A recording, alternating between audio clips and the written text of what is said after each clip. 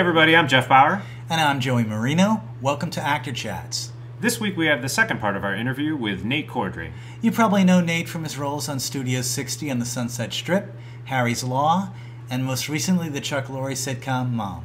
In this second segment with Nate, he talks about working with Kathy Bates on Harry's Law, Studio 60 on the Sunset Strip, and not compromising your work.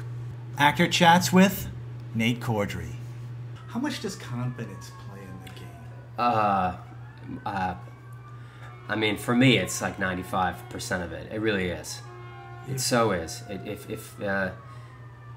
Because they can smell it a mile away. Like if you walk into a room and you're not confident, or you're like dancing a little too fast to please them, you're dead in the water. You're dead. Yeah, you will not. I became aware of you. Like it's so interesting how you see someone in television or a film and you go, huh. Well, they're interesting, and I saw you on a show called The United States of Tara. Oh yeah. And you, the boyfriend, and yeah. there, and I remember I'm not often think one way or the other, but I kind of was stopped in my tracks for a minute, and I just went, this guy's interesting. This guy's got an interesting rhythm. It's his own, and I don't know what he's gonna say, and I don't know what he's going to do with this girl, right? Oh, I don't know. Right. I don't know why I felt that way with James Spader when I first saw him, that he was a little, I didn't know what was going to happen. And I just, and maybe that speaks to your individuality. Well, that's another example of really good writing. I mean, that show was written by Diablo Cody and Jill Soloway and an amazing writing staff. And I did very little work in that show because the writing was so good. The first scene that sort of establishes my character, I knew exactly who he was because they checked off all the things on the list. I was like, okay, I know this guy. I know who this guy is. This is that creepy late 20s manager of a shitty chain restaurant who fucking was a scumbag to all the young waitresses. Like, we all know that guy. He probably used to have a ponytail, drives a shitty car, has a garbage apartment, and but he has a little bit of power in this world, and he takes advantage of girls with it. I was like, we all know that guy. And the way that they wrote the first scene, it was so clean, and all the fat was trimmed off. I was like, it was easy because of the words. That show was easy to perform because the director was really good and the writing was always like polished. This takes me maybe to Harry's Law, which we worked together, and I was privy to watching you work, and privy to, speaking of words, David E. Kelly. The first day I saw you work was probably, I don't know, maybe it was a 4-page monologue-y type speech, and I guess I kind of called it the "you're out of order" speech. Oh, right, yeah. Kind of had a Pacino-esque thing, right. And you played a lawyer on that. Right. What was that like? Well, another example of great writing. Like, David E. Kelly understands how to write, he knows better than a lot of other people how to write television. Like, it's been his business for, 25 years, or however long he's been in the business for. He knows how to write those kinds of scenes. And I remember auditioning for that role, and I had to do that scene in the audition. And it was they whittled it down to 2 guys, and it was me and this other guy, who I know from New York, but he was a completely different choice. He was very handsome, sort of like very leading man, jawline, like strapping young dude. And I was like, and I'm not that. And I was like, I wonder, they're going one of 2 ways with this part. And I thought, well, fuck it. I mean, if it was another quirky, offbeat guy, I would have been a little worried. But because it was such a different choice, I was like, well, fuck it. I'm just going to be me. That's and awesome. Have confidence in the room. And Bill D'Elia, who produced that show and directed the pilot, was in the room. And he's, as you know, Joey's such a wonderful, kind, generous guy. Yes. One of the great people in this industry. He made me feel really sort of at ease in the room, and I just was like, fuck it, go for it, do your thing. If they don't like it, oh well, but because you don't want to do someone else's. Make your choice and play it the way that you want to play it. And if they say no, oh well, but don't try to shape yourself to please them, because then what if you get the job and you're always compromising yourself to fucking play the part that they want you to play? Every day going to work and it's a fucking nightmare. Yes. So make the choices that you want. Give it your spin, give it your take, and if they dig it, awesome. If they don't, another audition will come, and you'll find something else. Because this character was a wreck in that scene. I mean, you almost become dismantled at some point. Yeah, it was fun to do. It was a Do you big, remember enormous any break. of it? Yeah, no, for sure. It's like it's a big, enormous, ridiculous breakdown. What was the you're out of order? Like it built up to this. I forget what it was. You know, you're out. It's that. What is Injustice for All? I think Yes, it's on, Injustice for All. You're out of order. This whole courtroom's out of order. I forget what it is. But it's also like the stakes. That was like my second or third day shooting, and the 2 lines before I break into that 4-page monologue are with Kathy Bates. Yes. And if that doesn't fucking get you fired up to do it, then nothing is going to. So I rode that. It was my first day, I think, working with her too. And I had to lean over to her, and she was like, you know, her character said, like, really, really go for it, make it crazy. Because that was the scene was me being crazy on purpose to get a lawyer to throw me out or whatever. Right. I make for the judge to throw me out. So I sort of rode that momentum from like being in a room with her. You did that for most of the day there, and everybody, and I'm sitting there, and everybody was so impressed with you that you just nailed it every time. Well, I was prepared. Very prepared. How many days did you have to learn that? Well, and be prepared. A while. It was not like it was in the middle of the season where I had 3 days. I had. Thank goodness for that. I had a couple weeks because I auditioned with that scene, and he rewrote it a little bit, but I had those pages at least a week before. And how did you work on that? Just curious. I wrote it out. Sometimes I write my lines out on a piece of paper, like yellow legal pads. It helps for me to say the words and then have the words go from my brain down my arm into my hand and put it on, and then see it on paper. And for some reason, it sticks in my brain that way. Very good. So I wrote it out a lot, and then just practice in my office, just kind of paced around my house. Did you get in and you paced around and you just tried it different ways? Just see which, because there are times when I said that it didn't fit right in my mouth, and I got to. Oh, this okay. Now I have this. Now this is where this dip is, and this is where the energy is, and just ride the roller coaster as it's written. But yeah, just sort of pacing in my apartment. Basically. How was it working with Kathy Bates? It was amazing. It was incredible. She was spectacular. She taught me a lot, just less about acting and more about what it means like to work between takes. You know, how to manage your energy, how to deal with a set, how to deal with a crew, how to manage your time and your energy. Less about what she did when the camera rolled. I mean, what she did was effortless. I never saw her work. I never saw her freak out. She would freak out if she like fucked up a line. She'd say "fuck a duck." Yeah, she would say "fuck a duck." Fuck a duck. Yeah, every time she'd mess up, she'd say "fuck a duck." She just she didn't worry. She knew it would be okay. She knew it would be all right. She didn't show up in a state of panic. You were number 2 on the call sheet, and as a matter of fact, I meant to bring it.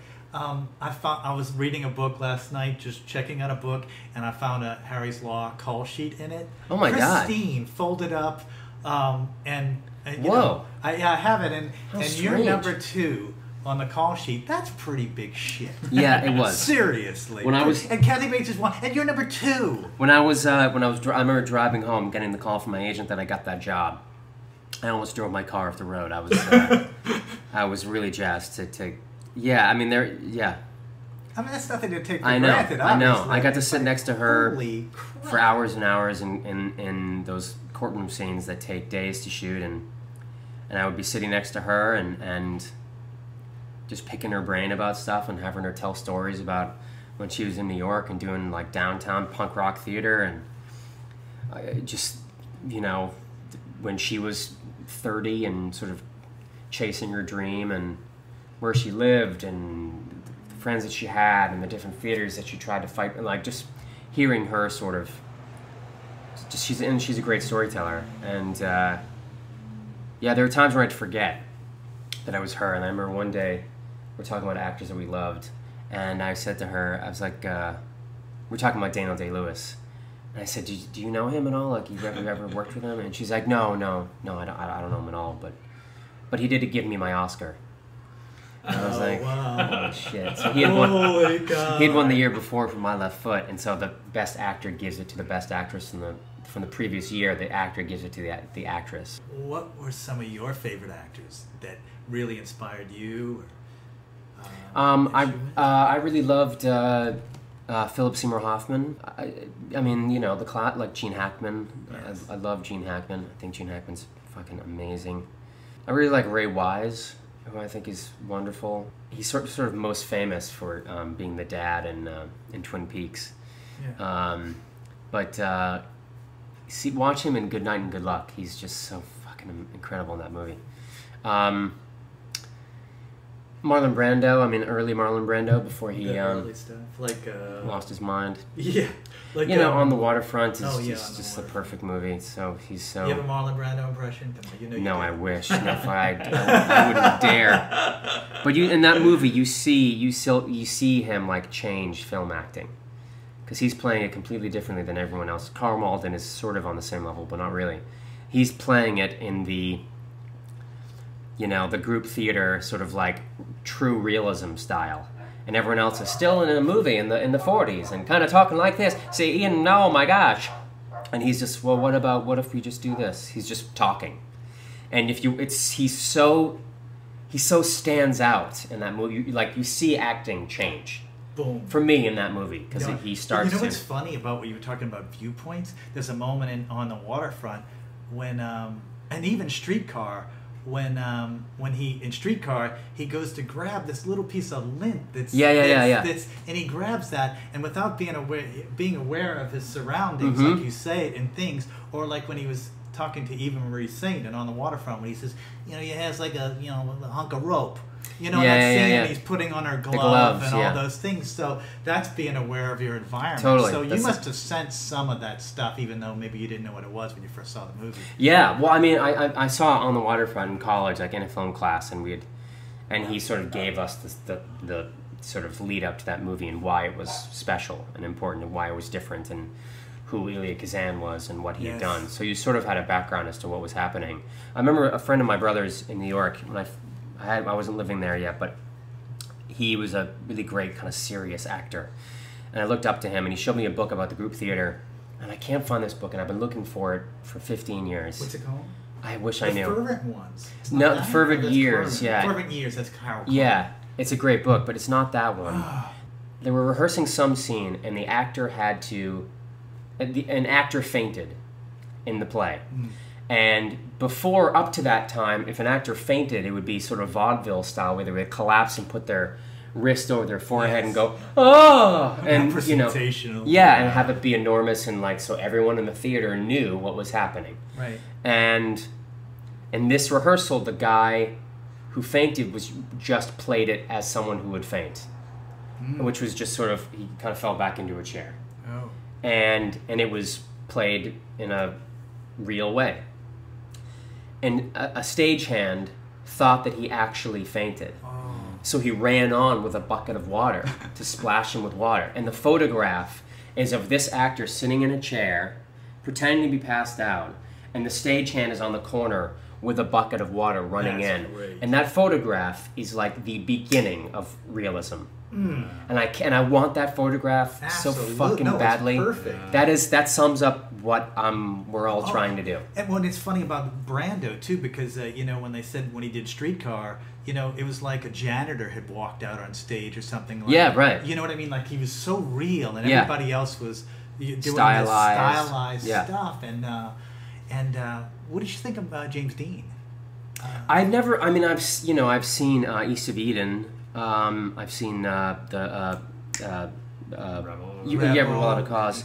He's wonderful, but I think he was influenced by Brando too, and, for sure. And Montgomery Clift was another one of those guys, and especially Montgomery Clift. After, you remember when he had gotten an accident during Raintree County? Did you ever hear about that? No. Well, he got in an accident, in a messed up car accident, and because he was a pretty drinker guy, and they had to wire his jaw shut and different things. He was a mess because he was such a beautiful, physically beautiful looking guy, and then he could pretty much only act hardly just with his eyes. So I just found that minimalism kind of crazy. But so with those ideas of wanting to be real, and all of a sudden when you came to film and television, were there any confusion, or like, did you ever think about, okay, what's the difference between theater and film, and how did you navigate that? It was hard. The first But I was also lucky because the first single camera show I did was a show called Studio 60,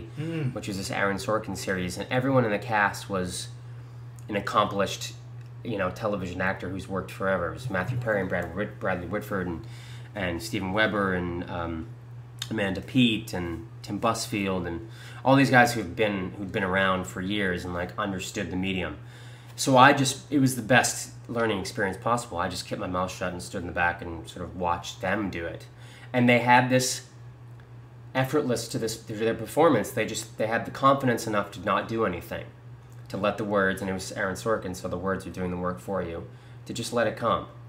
And don't push. And you're enough. Basically, is what it always sort of comes back to at the Any end. little gems or tricks, not tricks, but that you No. learn from those guys? Or No. you just watch them? Or? Yeah, no, I mean, there is no trick. There is no sort of like, there's no secret. It's just having confidence in yourself and just knowing that you're enough. That's really all it fucking comes down to. It's like, I'm enough. I can just do this. And I have enough experience and I understand this. I understand what this character wants in this moment. And I just need to say it and get out of my own way. And that's what I always sort of try to do. Was there ever like a moment when you were acting when you were like, I've got it, I figured it out, like this was like you felt like it was your best work ever, be it in film or on stage? Was there ever like a moment where you're like, this is it, I got it? No, I don't think so. I mean, there are days where I leave going, all right, I did my best job and it worked. I did a good job. But I've never left going, that was the fucking You're shit. confident, but you're not. Yeah. Yeah. But no, I don't think so. I think you're in trouble if you start thinking, Get a little bit of hubris. Yeah, maybe. Yeah. I mean, it's just, you can be proud of your work and that's fine, but I think maybe I don't have enough confidence in myself to ever think that, maybe. I don't know if anybody does. I think there's some do. people out there who Some think yeah. they're the fucking Oh, greatest yeah. thing since... A friend of mine, an actor friend of mine who I'm working with now, I won't name their names, but she left a screening with this famous actress. And they were walking out, and the girl who was in the movie said, what'd you think? And my friend said, it was great, and it wasn't great. But she was like, oh, no, it was great, it was wonderful. And the actress in the movie was like, there wasn't a single moment where I wasn't honest. Which was a complete fucking bullshit. No. It was a terrible movie, and she was garbage. But she thought that she was just the fucking greatest thing. It was so, and she was telling me the story, and we were both like, can you imagine fucking saying that? To another actor as well. Not a single, not one moment where I wasn't honest. It's like, oh, Jesus Christ. Oh, no. There's a couple moments. Well, as an actor, though, how do you go in, though, and at least, if you are doing honest work or whatever, do you go in at least knowing that, do you just let it go, or do you know that you have enough craft that you can protect yourself? Like, what if you have a director that's not so, not so good, or if the director is not so good, you have to, you're kind of fucked. You have to be true to yourself and give your performance, but if they're pushing you into someplace that doesn't feel right or doesn't feel like it fits, you have to tell them to push back, I don't know if I would do that. Why would I do that? Ask questions. Some directors over talk it, I've seen some of the sets where they really want to get into every moment. And I've seen actors just get really tight. Even that happened on. I just did this play that I just did. I had a response like that where the director was overthinking it, over-talking it, and just squeezed the life out of so many moments because it was just over-talked and just everything was just dissected to within an inch of its life. How did you deal with that?